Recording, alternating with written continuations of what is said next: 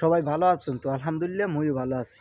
আজকে বন্যার সময় না পানি নিতে এলাম, এই সাপ্লাইতে দেখছেন, এই পানি নিয়ে কিন্তু মোরা খাই। একটু দেখেন ভাই, এই দেন এই কলসটা কিন্তু এই জায়গায় দিয়ে ভরছি, বুঝলেন?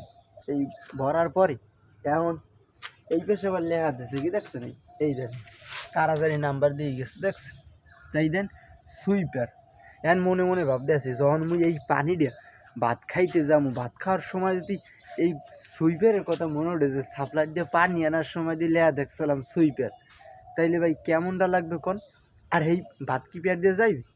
মোর দ্বারা নিলেই কেমন যদি ঠেলা দেয়। আসলে অনেকে কিন্তু এই যে নামরলেই খাইতে পারে না, সেই অবস্থায় কিন্তু মুই একজন আছি।